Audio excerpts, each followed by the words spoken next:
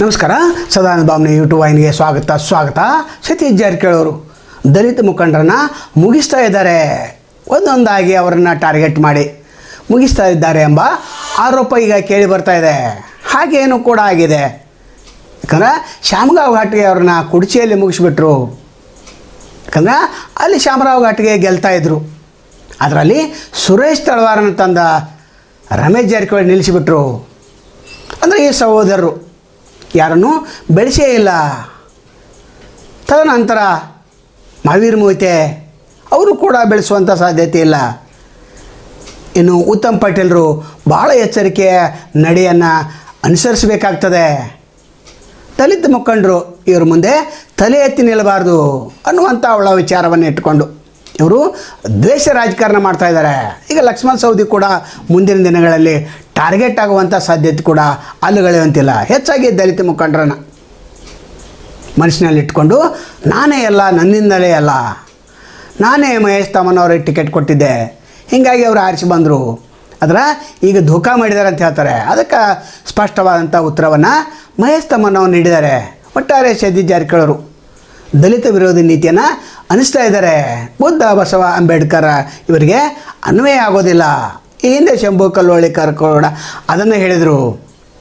ಇವರು ದಲಿತ ಮುಖಂಡರನ್ನು ತುಳಿತಾ ಇದ್ದಾರೆ. ದಲಿತ ಮುಖಂಡರು ಎಚ್ಚೆತ್ತುಕೊಳ್ಳಬೇಕಂತ ಹೇಳಿದ್ದಾರೆ. ಹಾಗಾದರೆ ಕುರ್ಚಿ ಶಾಸಕ ತಮ್ಮಣ್ಣವರ ಸ್ಪಷ್ಟೀಕರಣ ನೀಡಿದ್ದಾರೆ. ಏನು ಹೇಳಿದ್ದಾರೆ ಅದನ್ನು ಕೇಳಿಸ್ಕೊಳ್ಳೋಣ.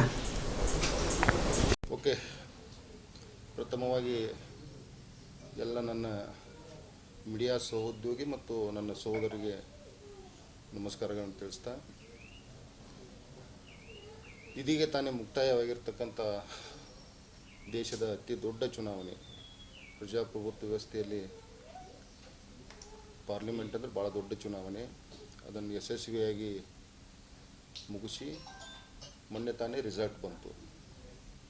ಆ ರಿಸಲ್ಟ್ ತಮಗೆಲ್ಲ ಗೊತ್ತಿರುವಂಥದ್ದು. ಈ ದೇಶದಲ್ಲಿ ಯಾವ ಪಕ್ಷ ಎಟ್ಟೆಟ್ಟು ಸೀಟ್ ಬಂದವು ಅಂಥೇಳಿ ತಮಗೆಲ್ಲ ಗೊತ್ತಿರುವಂಥದ್ದು. ಬಟ್ ನಾನು ನನ್ನ ಪಾರ್ಲಿಮೆಂಟಿಗೆ ಸಂಬಂಧಪಟ್ಟಂಗೆ ಮಾತ್ರ ನಾನು ಮಾತಾಡ್ತೀನಿ. ಅದು ದೇಶಕ್ಕೆ ಸಂಬಂಧಪಟ್ಟಂಗಲ್ಲ, ರಾಜ್ಯಕ್ಕೆ ಸಂಬಂಧಪಟ್ಟಂಗಲ್ಲ. ಚುನಾವಣೆ ಪೂರ್ವದಿಂದನೂ ಚುನಾವಣೆ ಮುಕ್ತಾಯ ವೋಟಿಂಗ್ ಮುಗಿಯುವವರೆಗೂ ತಾವು ಗಮನಿಸಿರಬೇಕು. ವಿಶೇಷವಾಗಿ ನಾನು 2022 ಚುನಾವಣೆದಾಗ, 23 ಚುನಾವಣೆದಾಗ, ರಾಜ್ಯದ ಅಸೆಂಬ್ಲಿ ಇಲೆಕ್ಷನ್ ಒಳಗೆ ನನ್ನ ಕ್ಷೇತ್ರ ಜನ ನನಗೆ 85,000 ಮತ ಕೊಟ್ಟು ನನಗೆ 25,000 ಲೀಡ್ ಕೊಡುವಂಥ ಕೆಲಸ ನನ್ನ ಕುರ್ಚಿ ಮತದಾರ ಮಾಡಿದರು. ಅದ ಪ್ರಕಾರ ನಾನು ಮೊನ್ನೆ ಪಾರ್ಲಿಮೆಂಟ್ ಚುನಾವಣೆಯಾಗೂ ನಾನು ಹೇಳ್ಕೊತ ತಿರುಗಾಡಿದ್ದೀನಿ. ಸನ್ಮಾನ್ಯ ಸತೀಶ್ ಜಾರಕಿಹೊಳಿಯವರ ಯಾವಾಗ ನಮ್ಮ ಕ್ಷೇತ್ರಕ್ಕೆ ಬಂದ್ರಲ್ಲ, ಪ್ರತಿಯೊಂದು ಹಳ್ಳಿನೂ ಅವ್ರು ತಿರುಗಾಡುವಂಥ ಕೆಲಸ ಮಾಡ್ಯಾರ. ಅವ್ರ ಜೊತೆ ನಾನು ತಿರುಗಾಡುವಂಥ ಕೆಲಸ ಮಾಡೀನಿ. ನಾನು ಆ ಸಂದರ್ಭದಾಗ ಹೇಳ್ಕೊತಿದ್ದೆ, ನಾನು ನಮಗೆಷ್ಟು ಲೀಡ್ ಬಂದೈತಲ್ಲ ಅದೇ ಲೀಡ ನಾವು ನಿಮಗೆ ಈ ಒಂದು ಪಾರ್ಲಿಮೆಂಟ್ ಚುನಾವಣೆ ಕೊಡ್ತೀವಿ ಅಂತ ಹೇಳಿ ನಾವು ಮಾತು ಕೊಡ್ಕೊತ ಬಂದಿದ್ದೀವಿ. ಅದ ಪ್ರಕಾರವಾಗಿ ನಮ್ಮದು 24,000 ಮತ ಲೀಡ್ ಕೊಟ್ಟಾರೆ ನಮ್ಮ ಕ್ಷೇತ್ರ ಜನ. ಎಸ್ಪೆಷಲಿ ನಮ್ಮ ಕುರ್ಚಿ ಮತದಾರ ಏನದಾರಲ್ಲ, 24,000 ಒಂದು 22,588 ಮತ ಕೊಡುವಂಥ ಅಂದ್ರೆ ಮೈನಸ್ ನನಗೆ ಅವ್ರಿಗೆ ಮೈನಸ್ ಆದದ್ದು ಎಷ್ಟಪ್ಪ ಅಂತಂದ್ರೆ 1,168 ವೋಟ್ ಮೈನಸ್ ಆದದ್ದು. ಅದ ಪ್ರಕಾರ ತಾವು ಜಿಲ್ಲೆಯೊಳಗಿರ್ತಕ್ಕಂಥ ಪಾರ್ಲಿಮೆಂಟರಿ ಬರುವಂಥ ಬೇರೆ ಕ್ಷೇತ್ರ ಮಾತಾಡೋದು ಬೇಡ. ನಾವು ಅರ್ಬಾವಿ ಇತರದ್ದು ಯಮಕನ್ಮಡಿ ಕ್ಷೇತ್ರದ ನಾನು 58,000 ಲೀಡ್ ತೊಗೊಂಡಿದ್ರು. ಅವರು 58,000 ಲೀಡ್ ತೊಗೊಂಡಿದ್ರು. ಅವ್ರಿಗೆ ಅಲ್ಲಿ ಬಂದದ್ದು ಎಷ್ಟಪ್ಪ ಅಂತಂದ್ರೆ 22,587 ವೋಟ್ ಬಂದು. ಅಂದರೆ ಅವರು 57,000 ಲೀಡ್ ತೊಗೊಂಡವರು 22,587 ವೋಟ್ ತೊಗೊಳ್ಳುವಂಥದ್ದಾಯಿತು. ಅಂದರೆ ಈಗ ಯಾಕಿದ್ನೆಲ್ಲ ಮಾತಾಡತ್ತನಪ್ಪ ಅಂತಂದ್ರೆ ಅವ್ರು ಮೊನ್ನೆ ರಿಸಲ್ಟ್ ಬಂದಾಗ ಒಂದು ಮಾತು ಹೇಳಿದರು. ಮಹೇಶ್ ತಮ್ಮಣ್ಣವರೊಬ್ಬರು ನಮಗೆ ಮಾಡಲಿಲ್ಲ, ಅವರು ಮಾವನ ಪರವಾಗಿ ಕೆಲಸ ಮಾಡುವಂಥ ಕೆಲಸ ಮಾಡ್ಯಾರಂಥೇಳಿ, ಅಂದ್ರೆ ಪಕ್ಷ ವಿರೋಧಿ ಮಾಡ್ಯಾನಂಥೇಳಿ ಒಂದು ಹೇಳಿಕೆ ಕೊಡುವಂಥ ಕೆಲಸ ಮಾಡಿದರು. ನಾನು ತಮಗೆ ನಿಮ್ಮ ಮುಖಾಂತರ ನಾನು ಕೇಳಕ್ಕೆ ಇಷ್ಟಪಡ್ತೀನಿ. ನಮ್ಮ ಮಾವನವ್ರು ನಿಂತಿದ್ದು ತಮಗೆಲ್ಲ ಗೊತ್ತಿರುವಂಥದ್ದು. ಅವ್ರು ಹೋಟ್ ಎಷ್ಟು ತೊಗೊಂಡ್ರು? 25,000 ಹೋಟ್ ತೊಗೊಂಡ್ರು. ನನ್ನ ಕ್ಷೇತ್ರದಾಗ ಎಷ್ಟು ಬಿದ್ದು ಅವ್ರಿಗೆ? ಎಷ್ಟು ಬಿದ್ದು 3,000 ಚಿಲ್ಲರೆ ಹೋಟ್ ಬಿದ್ದು. ನಾನು 25,000 ಲೀಡ್ ತೊಗೊಂಡಂಥ ಒಬ್ಬ MLA ನಾನು ಆ ಕ್ಷೇತ್ರದಾಗ. ನನ್ನ ಮಾವಗ 3,000 ಹೋಟ್ ಬೀಳ್ತಾವೆ. ಇವ್ರು ಹೇಳ್ತಾರೋ, ಸತೀಶ್ ಜಾರಕಿಹೊಳಿ ಅವ್ರು ಹೇಳ್ತಾರೋ, ಏನು ಹೇಳ್ತಾರಪ್ಪ ಅಂದ್ರೆ ಅವ್ನ ಮಾವನ ಪರವಾಗಿ ಮಾಡುವಂಥ ಕೆಲಸ ಮಾಡುವಂತ ಹೇಳ್ತಾರೆ. ಅವ್ರ ಉದ್ದೇಶ ಏನಪ್ಪ ಅಂತಂದ್ರೆ, ತಾವು ರಾಜಕೀಯ ತಾವು ಗಮನಿಸ್ಕೊಟ್ಟು ಬರ್ರಿ. ಇವತ್ತು ಘಾಟಿಗೆ ಅವ್ರ ಮನೆ ಮೂಲಿ ಹಿಡ್ದಾರಪ್ಪ ಅಂತಂದ್ರೆ ಇವತ್ತು ಅದ ಫ್ಯಾಮಿಲಿನ ಕಾರಣ. ಇವತ್ತು ಮಾವೇರು ಮೊಯ್ತೆ ಅವ್ರ ಹಿಂದೆ ಬೆನ್ನು ಹತ್ತಿ ತಿರುಗಾಡ್ತಾನೆ 20 ವರ್ಷದಿಂದ ಇಲ್ಲಿವರೆಗೂ ಒಂದು ಅಧಿಕಾರ ಸಿಕ್ಕಿಲ್ಪ ಅಂದ್ರೆ ಅವರ ಕಾರಣ. ಅದಕ್ಕೆ ಇವತ್ತು ಪ್ರದೀಪ್ ಮಾಳಿಗೆನ ನೋಡ್ರಿ, ಇವರೆಲ್ಲ ಒಂದೇ ಸಮುದಾಯದವ್ರು. ಇವರು ಪ್ರದೀಪ್ ಮಾಳಿಗೆ ಆಗಿರ್ಬೋದು, ಶ್ಯಾಮ್ ಭೀಮ್ ಘಾಟಿಗೆ ಆಗಿರ್ಬೋದು. ನಾನು ಮೊದಲಿಂದ ಹೇಳ್ಕೊತಿದ್ದೆ. ನನ್ನ ಚುನಾವಣೆಯಾಗ ಶ್ಯಾಮ್ ಭೀಮ್ ಘಾಟಿಗೆ ಅವರ BJP ಮಾಡಿದ್ರು. ಅವ್ರನ್ನ ತೊಗೊಂಡು ತಿರುಗಾಡಬೇಡ್ರಿ ಅಂತ ಹೇಳಿ ಭಾಳಷ್ಟು ನಾನು ಸತೀಶ್ ಜಾರಕಿಹೊಳಿ ಅವ್ರಿಗೆ ಹೇಳುವಂಥ ಪ್ರಯತ್ನ ಮಾಡಿ, ಆದ್ರೂ ಅವರ ಕೇಳಿಲ್ಲ. ಅವ್ರನ್ನ ಕರ್ಕೊಂಡು ತಿರುಗಾಡುವಂಥದ್ದು ಮಾಡಿದ್ರು. ಅದು ನಮ್ಮ ಕೆಲಸ ಏನೈತಿ, ನಮ್ಮ ಪಕ್ಷದ ನಿಷ್ಠೆಯಿಂದ ನಮ್ಮ ಕೆಲಸ ಮಾಡುವಂಥದ್ದು ಮಾಡಿದ್ದೀವಿ. ನಾವು ಓಟ್ ಕೊಡುವಂಥದ್ದು ಮಾಡಿದ್ದೀವಿ. ಇವತ್ತು ಮಾವೇರು ಮೊಯ್ತೆ ಆಗಿರ್ಬೋದು, ಶ್ಯಾಮ್ ಭೀಮ್ ಘಾಟಿಗೆ ಆಗಿರ್ಬೋದು, ಪ್ರದೀಪ್ ಮಾಳ್ಗಿ ಆಗಿರ್ಬೋದು, ಮತ್ತು ಇನ್ನೊಬ್ಬ ಸುರೇಶ್ ತಳವಾರ್ ಆಗಿರ್ಬೋದು.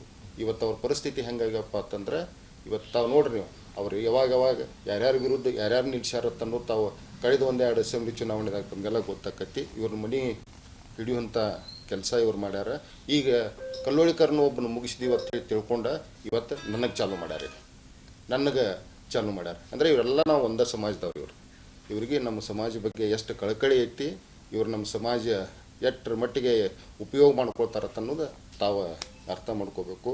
ದಯವಿಟ್ಟು ನಾವು ಯಾವತ್ತಿಗೂ ಪಕ್ಷಕ್ಕೆ ಮೋಸ ಮಾಡುವಂಥ ಕೆಲಸ ನಾವು ಮಾಡಂಗಿಲ್ಲ, ಅದನ್ನು ಮಾಡಿಯೂ ಇಲ್ಲ. ಯಾಕಂದ್ರೆ ನಿಮ್ಗೆ ಸಾಬೀತು ವಿತ್ ರೆಕಾರ್ಡ್.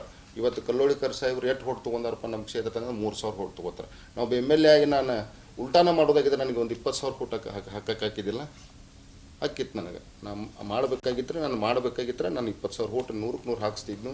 ಅದನ್ನು ಅಂಥ ಕೆಲಸ ಮಾಡಂಗಿಲ್ಲ. ದಯವಿಟ್ಟು ಸತೀಶ್ ಜಾರಕಿಹೊಳಿ ಸಾಹೇಬರು ಭಾಳ ದೊಡ್ಡ ಲೀಡರ್ಗಳದಾರು. ಇಂಥ ಹೇಳಿಕೆ ಯಾಕೆ ಅವ್ರ ಬಾಯಾಗಿಂದ ಬತ್ತಂತನ್ನೋದು ನನಗೆ ಗೊತ್ತಿಲ್ಲ. ನಾವಂತೂ ಭಾಳ ಪ್ರಾಮಾಣಿಕಲೆ ಮಾಡಿದ್ದೀವಿ. ಅವರ ತಮ್ಮ ಹೇಳಿಕೆ ಹೆಂಗೆ ಕೊಟ್ಟಾರೋ, ಏನು ಯಾರ ಮಾತು ಕೇಳಿಕೊಟ್ಟಾರೋ ನನಗೆ ಗೊತ್ತಿಲ್ಲ. ಅದಕ್ಕೆ ಬರುವಂಥ ದಿನಮಾನದಾಗ ಸತೀಶ್ ಜಾರಕಿಹೊಳಿ ಸಾಹೇಬ್ರು ನಾನು ಏನು ಹೇಳೋಕ್ಕಾಗಿಲ್ಲ, ಜಾಸ್ತಿ ಹೇಳೋಕ್ಕೂ ಹೋಗಂಗಿಲ್ಲ. ಅವರ ಭಾಳ ದೊಡ್ಡ ಲೀಡ್ರ್ ಅದಾರ. ನಮ್ಮ ಜಿಲ್ಲಾದಾಗನೇ ಭಾಳ ದೊಡ್ಡ ಲೀಡ್ರ್ ಅದಾರ. ಬರುವಂಥ ಚುನಾವಣೆದಾಗ ತಾಲೂಕ್ ಪಂಚಾಯತಿ, ಜಿಲ್ಲಾ ಪಂಚಾಯತಿ ಬರ್ತಾವೆ. ನಾವು ನಮ್ಮ ಶಕ್ತಿ ಮೀರಿ ನಮ್ಮ ಕ್ಷೇತ್ರದಾಗ ಪ್ರಾಮಾಣಿಕಲೆ ನಮ್ಮ ಪಕ್ಷ ತರುವಂಥ ಕೆಲಸ ಮಾಡ್ತೀವಿ. ಅವರು ಜಿಲ್ಲಾ ನಾಯಕರದಾರು. ಅವರು ಬರುವಂಥ ಚುನಾವಣೆದಾಗ ಬರುವಂಥ ಯಾವುದೇ ಚುನಾವಣೆ ಇರಲಿ, ಜಿಲ್ಲಾ ಪಂಚಾಯತ್ ಇರ್ಬೋದು, ತಾಲೂಕ್ ಪಂಚಾಯತ್ ಇರ್ಬೋದು, ಮುಂದಿನ ಯಾವ ಚುನಾವಣೆ ಇರಲಿ, ಅರಬಾವಿ ಮತ್ತು ಗೋಕಾಕದಾಗ ನಮ್ಮ ತಾಲೂಕ್ ಪಂಚಾಯತಿ, ಜಿಲ್ಲಾ ಪಂಚಾಯತಿ ಮತ್ತು ಈ ಸ್ಥಳೀಯವಾಗಿ ಚುನಾವಣೆ ನಡೀತಾವಲ್ಲ, ಯಾವ ಈ ಪುರಸಭೆ ಆಗಿರ್ಬೋದು, ಇಂಥ ಒಂದು ಚುನಾವಣೆದಾಗ ಅಲ್ಲೊಂದು ನಮ್ಗೆ ಶಕ್ತಿ ಕೊಡುವಂಥ ಕೆಲಸ ಸನ್ಮಾನ್ಯ ಸತೀಶ್ ಜಾರಕಿಹೊಳಿ ಸಾಹೇಬ್ರು ಮಾಡ್ಬೇಕಂತೇಳಿ ತಮ್ಮ ಮುಖಾಂತರ ನಾವು ಅವ್ರು ಕೇಳ್ಕೊತೀವಿ. ಈಗ ಹೈಕಮಾಂಡಿಗೆ ನಾನು ಅವ್ರದ್ದು ಹೇಳ್ತೀನಿ ಅಂತ ಹೇಳ್ತಂದ್ರೆ ಹೇಳಿ, ಅವರು ಎಷ್ಟು ಅಸೆಂಬ್ಲಿ ಒಳಗೆ ತೊಗೊಂಡಿದ್ರು ಓಟ, ಅವರೆಷ್ಟು ಕೊಡಿಸ್ಯಾರು, ನಾ ಎಷ್ಟು ಅಸೆಂಬ್ಲಿ ಒಳಗೆ ಓಟ್ ತೊಗೊಂಡಿದ್ದೆ, ನಾ ಎಷ್ಟು ಲೀಡ್ ಕೊಡಿಸೀನಿ, ಅದನ್ನ ಎರಡೂ ಕೂಡೇನ ಪಾಪ ಅವ್ರು ಕೊಡಲಿ ಹೈಕಮಾಂಡ್ಗೆ ತನಕ ಕೇಳ್ಕೊತೀನಿ. ಸರ್ ನಾನು ಏನು ಹೇಳಿದೆ, ಈಗ ಅವ್ರಿಗೆ ನಮ್ಮ ಸಮಾಜ ಕಂಡ್ರೆ ಭಾಳ ಪ್ರೀತಿ ಅವ್ರಿಗೆ. ಯಾಕಂತಂದ್ರೆ ಒಬ್ರನ್ನ ಜಾಸ್ತಿ ಹೊತ್ತು ಸಿಡಂಗೆ ಅವ್ರು ಅಂದ್ರೆ ಬೆಳಿಬಾರ್ದು ಅನ್ನೋ ಒಂದು ಉದ್ದೇಶ ಇಟ್ಕೊಂಡು ಇರ್ಬೇಕು ಅವ್ರದ್ದೇನಾದ್ರು. ಟಾರ್ಗೆಟ್ ಕೊಡೋಕ್ಕಿಂತ ಜಾಸ್ತಿನ ಲೀಡ್ ಕೊಟ್ಟೇನ್ರಿ ನಾನು. ಸರ್ ನಾನು ಟಾರ್ಗೆಟ್ ಕೊಡೋಕ್ಕಿಂತ ಜಾಸ್ತಿನ ಲೀಡ್ ಕೊಟ್ಟೇನೆ ನಾನು. 20 ನೀವು ಎಷ್ಟು ಹೊಟ್ಟು ತೊಗೊಂಡಿದ್ದೀಪ್ಪ ಅಷ್ಟು ಕೊಡಂದಿದ್ರು, ಅಷ್ಟು ಕೊಟ್ಟಿವಿ ನಾವು. ಏನೋ ಒಂದು ಸ್ವಲ್ಪ 1,168 ಹೋಟ್ ಅಷ್ಟೇ ಮೈನಸ್ ಆಗಿತ್ತು ನನ್ನಲ್ಲಿ.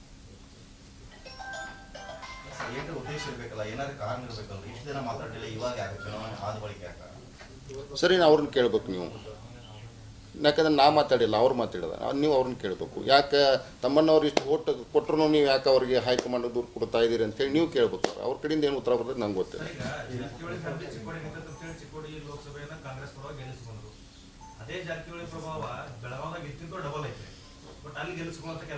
ಸರ್ ನಾನು ಚಿಕ್ಕೋಡಿ ಪಾರ್ಲಿಮೆಂಟಿಗೆ ಸಂಬಂಧಪಟ್ಟಂಗೆ ಮಾತ್ರ ಮಾತಾಡ್ತೀನಿ.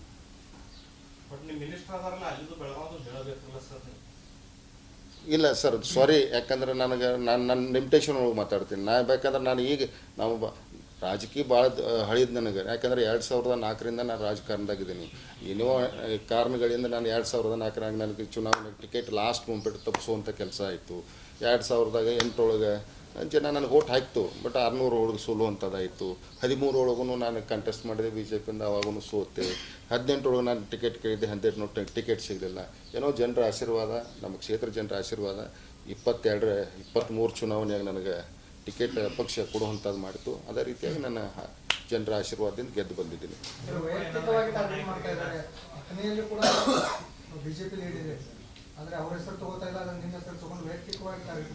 ಸರ್, ನಂದು ಕ್ಲಿಯರ್ ಆಗಿ ನಾನು ಹೇಳೇನೆ, ನಮ್ಮನ್ನು ತುಳಿಯುವಂಥ ಕೆಲಸ ಅವ್ರು ಮಾಡತ್ತಾರ ಅಂತ ಹೇಳತ್ತೀನಿ ನಾನು. ಯಾಕಂದರೆ ನಮ್ಮ ಹಿಂದಿನ ಸಮಾಜದವ್ರನ್ನೆಲ್ಲರನ್ನೂ ನಾನು ಹೇಳಿದೆ ಇವತ್ತು. ಈಗ ಅವ್ರ ಪರಿಸ್ಥಿತಿ, ಮಾವೇರು ಮೋತಿನ ಪರಿಸ್ಥಿತಿ ಪಾಪ ಯಾವ ಮಟ್ಟಿಗೆ ತೊಗೊಂಡು ಬಂದ್ರಪ್ಪ ಇವ್ರತ್ತಂದ್ರೆ, ಇವತ್ತು ಸ್ವತಃ ಸ್ಟೇಜ್ ಮ್ಯಾಗ ಹೇಳಿಸ್ತಾರೆ ಅವ್ರನ್ನ, ನಾವು ಮುಂದಿನ ಚುನಾವಣೆಗೆ ನಾನು ನಿಲ್ಲಂಗಿಲ್ಲ ಅಂತ ಹೇಳಿ ಹೇಳಿಸ್ತಾರೆ. ಪಾಪ ಆ ವ್ಯಕ್ತಿ ಮಾನಸಿಕತೆ ಎಟ್ಟೆ ಇದನ್ನ ಆಗಿರ್ಬೇಕು ಹೇಳಿ ನೋಡೋಣ. 2 ಸಲ ಕಂಟೆಸ್ಟ್ ಮಾಡಿದವ, ಪಾಪ ತಿರುಗಾಡಿದವ. ಈ ಕ್ಷೇತ್ರದಾಗ ಎಷ್ಟಾಗಲಿ ರಾಯಬಾಗ್ ಕ್ಷೇತ್ರದಾಗ ಆದಂಥ ಒಂದು ಇದನ್ನ ಇಟ್ಕೊಂಡು ತಿರುಗಾಡಕತ್ತಿದ್ದ.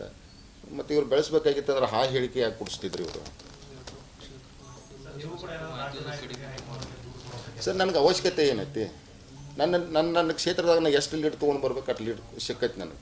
ಈಗ ಒಬ್ಬ MLA ಅವನ ಮ್ಯಾಗ ಆರೋಪ ಮಾಡ್ಬೇಕಂತಂದ್ರೆ ರೆಕಾರ್ಡ್ ಬೇಕಾದ್ರೆ. ಈಗ ಓಟ್ ಕಡಿಮೆ ಬಂದವಪ್ಪ ಅಂತಂದ್ರೆ ಅವ್ರು ನನಗೇನಾದರೂ ಹೇಳಬೇಕು, ನನಗೆ ಕೇಳಬೇಕು, ಯಾಕೆ ಆಗಲಿಲ್ಲಪ್ಪ ಅಂತ ಕೇಳಬೇಕು.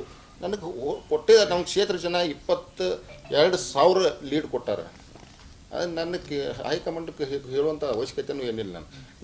ನನಗೆ ಏನು ಕೇಳೋರು ಹೇಳ್ರಿ ನೋಡು. ನಾನು ಹಂಗೆ ಹೈಕಮಾಂಡ್ ಏನು ಕೇಳ್ತೈತೆ? ನನ್ನ ಮೈನಸ್ ಆದ್ರೆ ಕೇಳ್ಬೇಕಾ, ಕಮ್ಮಿ ಆದ್ರೆ ಕೇಳ್ಬೇಕಾ? ನಾ 22,000 ಲೀಡ ಕೊಟ್ಟಿವಲ್ಲ, ನಮ್ಮ ಕ್ಷೇತ್ರ ಜನ 22,000 ಲೀಡ್ ಕೊಟ್ಟಾರೆ. ಏನಿಲ್ಲ ಅವರು ಮೊದಲಿಂದನೂ ಅವ್ರ ಸಿಸ್ಟಮ್ ರಾಜಕಾರಣ ನನಗೇನು ಗೊತ್ತಿಲ್ಲ.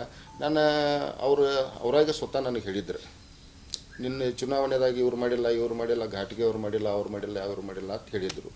ಮತ್ತಿನ್ನು ಬಂದಾಗ ಅವ್ರನ್ನ ಕರ್ಕೊಂಡು ತಿರುಗಾಡುವಂಥ ಕೆಲಸ ಮೊದಲಿಂದನೂ ಮಾಡ್ತಾರೆ, ಈಗೂ ಮಾಡ್ತಾರೆ ಅವರು. ಅದು ಎದಕ್ಕೂ ನನಗೆ ಗೊತ್ತಿಲ್ಲ.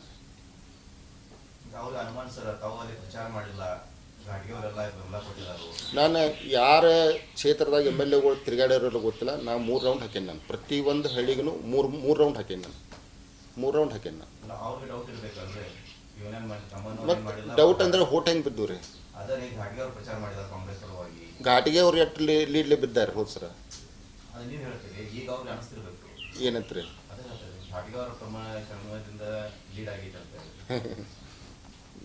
ಕ್ಷೇತ್ರ ಜನ ಹೇಳ್ಬೇಕಲ್ಲ, ಅದಕ್ಕೆ ನೀವು ಹೇಳೋಕ್ಕಿಂತ ಕ್ಷೇತ್ರ ಜನ ಹೇಳ್ಬೇಕಲ್ಲ. ಆಮೇಲೆ ಅವರು ಬುದ್ಧ, ಬಸವ, ಅಂಬೇಡ್ಕರ್ ಅಂತೇಳಿ ಅದೊಂದು ವೇದಿಕೆ ಮಾಡ್ಕೊಂಡು ಅದೊಂದು ಹೋರಾಟವನ್ನು ಸಮಾಂತರವಾಗಿ ಚಾಲು ಇಟ್ಕೊಂಡಾರ ಸರ್. ಇದರಿಂದ ದಲಿತರಿಗೆ ಅವ್ರಿಗೆ ಅನುಕೂಲ ಆಗೈತೆ ಅಂತೇಳಿ ನೀವು ಭಾವಿಸ್ತೀರಿ? ಬುದ್ಧ, ಬಸವ, ಅಂಬೇಡ್ಕರು ಇವರು ಯಾರ ಸೊತ್ತಲ್ಲ. ಇದವರು ವಿಶ್ವಮಾನವರು. ಇವರು ಯಾರೇ ಒಬ್ಬ ವ್ಯಕ್ತಿಗೋ ಅಥವಾ ಒಂದು ಸಮಾಜಕ್ಕೋ ಒಂದು ಜಾತಿಗೆ ಸೀಮಿತವಾದಂಥ ವ್ಯಕ್ತಿಗಳಲ್ಲ. ಅವರೆಲ್ಲ ಒಂದು ವಿಶ್ವಮಾನವರವರು. ಅವರ ತತ್ವ ಸಿದ್ಧಾಂತಗಳು ಮತ್ತು ಅವ್ರ ಬೋಧನೆಗಳು ಇವು ಜಗತ್ತಿನ ತುಂಬೆಲ್ಲ ಅದಾವ. ಅದಕ್ಕಾಗಿ ಯಾರೋ ಒಬ್ಬರು ನಾವು ಈ ಬುದ್ಧ, ಬಸವ, ಅಂಬೇಡ್ಕರ್ ಈ ಮಾನವ ಬಂಧುತ್ವ ವೇದಿಕೆ ಮುಖಾಂತರ ಅವರು ಪ್ರಚಾರ ಮಾಡ್ತಿದ್ರೆ ಅದು ಏನವು ಅಬ್ಜೆಕ್ಟಿವ್ ಇದಾವಲ್ಲ ಅವ್ರು ಮಾಡಿದರೆ ಸ್ವಾಗತಾರ್ಹ. ಬಟ್ ಅದನ್ನೇ ಒಂದು ವ್ಯಾಪಾರೀಕರಣ ಮಾಡೋದು, ಅವ್ರನ್ನ 3 ಫೋಟೋ ಇಟ್ಕೊಂಡು ತಮ್ಮ ಸ್ವಂತ ಬೆಳೆ ಬೇಯಿಸ್ಕೊಳ್ಳೋದು ಇದ್ದರೆ ಅದು ಒಂದು ಖಂಡನಾರ್ಹ ಕಾರ್ಯ ರೀ. ಅದನ್ನು ಯಾವ ಒಬ್ಬ ಪ್ರಜ್ಞಾವಂತ ಪ್ರಜೆ ಅದನ್ನು ಒಪ್ಕೊಳ್ಳಲ್ಲ. ಅದೇ ಇವಾಗ ನಾವು ಯಾವ ಸ್ಟೇಜಲ್ಲಿ ಇದ್ದೀವಿ ಅಂತಂದರೆ, ಇವಾಗ ಸುಳ್ಳು ಸತ್ಯದ ಅರಿವಿ ಹಾಕ್ಕೊಂಡು ಊರು ತುಂಬೆಲ್ಲ ತಿರುಗಾಡ್ತಾ ಇದೆ. ಮತ್ತು ಸತ್ಯ ಅವಮಾನ ಸಹಿಸಲ್ದಕ್ಕಾಗಿ ಅದು ಬಾವಿಯಲ್ಲಿ ಅಡಗಿ ಕೂತ್ಕೊಂಡಿದೆ ಅಂತ ಆ ಕತೆ ನಿಮಗೆ ಗೊತ್ತಿರಬೇಕು. ನಿಮ್ಗೆ ಗೊತ್ತಿಲ್ದಿದ್ರೆ ಸಂಕ್ಷಿಪ್ತವಾಗಿ ಆ ಕತೆ ಹೇಳ್ತೀನಿ. ಒಮ್ಮೆ ಸತ್ಯ ನಡ್ಕೊಂತ ಹೋಗ್ತಾ ಇತ್ತಂತೆ. ಒಂದು ಬಾವಿ ಪಕ್ಕದಲ್ಲಿ ಹೋಗುವಾಗ ಅಲ್ಲಿ ಒಬ್ಬರು ಸುಂದರವಾದಂಥ ಒಬ್ಬ ವ್ಯಕ್ತಿ ಈ ಸತ್ಯನ ಇಬ್ಬರು ಬಾವಿಯಲ್ಲಿ ಜಳಕ ಮಾಡೋನು ಬಾ ಅಂತ ಹೇಳಿ ಕರಿತದಂತೆ. ಸತ್ಯಗೆ ಡೌಟ್ ಬರ್ತೈತಿ, ಯಾಕೆ ಇವಾಗ ಈ ಬಾವ್ಯಾಗ ಜಳಕ ಮಾಡಕ್ಕೆ ಕರೆಯಾಕತ್ತಾನ ಅಂತ ಹೇಳಿ ಒಪ್ಕೊಳ್ಳಲ್ಲ ಮೊದಲು. ಆದರೂ ಆ ವ್ಯಕ್ತಿ ಇಲ್ಲ ಭಾಳ ಈಗ ಬಿಸಿಲೈತಿ, ಈ ಜಳಕ ಮಾಡಿದ್ರೆ ಚೆನ್ನಾಗಾಗುತ್ತೆ ಅಂತ ಹೇಳಿ ಫೋರ್ಸ್ ಮಾಡಿ ಸತ್ಯನ ಬಾವ್ಯಾಗ ಇಳಿಸ್ತದ. ಜಳಕ ಮಾಡೋ ಮುಂದ್ಗಡೆ ಅರಿವಿ ಎಲ್ಲ ತೆಗೆದು ಸತ್ಯ ಬಾವ್ಯಾಗ ಈಶಾಡಕ್ಕೆ ಹೋಗುತ್ತೆ. ಆವಾಗ ಈಶಾಡುವಾಗ ಅಲ್ಲಿ ಏನೋ ವ್ಯಕ್ತಿ ಗಬಕ್ಕನ ಬಾವಿಲಿಂದ ಜಿಗಿದು ಸತ್ಯನ ಕಳಿಸಿಟ್ಟಿದ್ದಲ್ಲ ಡ್ರೆಸ್ ಹಾಕೊಂಡು ಊರಾಗ ತಿರ್ಗಾಡಕತ್ತದ. ಈ ಸತ್ಯ ಬಾವಿಗಿಂದ ಹೊರಗಡೆ ಬಂದು ನೋಡಿದಾಗ ಅಲ್ಲಿ ಯಾವ ಹಾಕೊಳ್ಳೋಕೆ ಅರಿವುಗಳ ಇಲ್ಲ. ಸೊ ತನ್ನ ಮಾನ ಮಂದಿ ಮುಂದೆ ಹೋಗಬಾರ್ದು ಅಂತ ಹೇಳಿ ಅದು ಬಾವ್ಯಾಗನ ಅಡ್ಕೊಂಡು ಕೂತದ. ಇವಾಗ ಸುಳ್ಳು ಸತ್ಯದ ಡ್ರೆಸ್ ಹಾಕೊಂಡು ಊರೂರು ಸಂಧಿ ಹೋಗಿ ಇವಾಗ ಪ್ರಚಾರ ಮಾಡ್ತಾ ಇದೆ. ಏನು ಅಂದ್ರೆ ನಾನು ನಿಮ್ಮ ಸೇವೆ ಮಾಡಕ್ಕೆ ಬರತ್ತೀನಿ, ನಾನು ನಿಮ್ಮ ಒಳ್ಳೆತನಕ್ಕಾಗಿ ಬರತ್ತೀನಿ, ನಿಮ್ಮ ಪ್ರಗತಿಗಾಗಿ ನಾನು ಬರ್ತಾ ಇದ್ದೀನಿ, ನಿಮ್ಮ ಅಭಿವೃದ್ಧಿಗಾಗಿ ನಾನು ಬರ್ತಾ ಇದ್ದೀನಿ ಅಂತ ಹೇಳಿ ಸುಳ್ಳ ಎಲ್ಲೆಲ್ಲ ಊರು ಸುತ್ತ ಹೋಗ್ತಾ ಇದೆ ಅನ್ನೋದನ್ನ ಈ ಕಥೆಯ ಮರ್ಮಾರೆ. ಸೊ ಈಗ ಬುದ್ಧ ಬಸವ ಅಂಬೇಡ್ಕರ್ ಹೆಸರು ಹೇಳ್ಕೊಂಡು ತಮ್ಮ ಸ್ವಂತಕ್ಕಾಗಿ ಯಾರಾದರೂ ರಾಜಕೀಯನೋ ಇಲ್ಲನ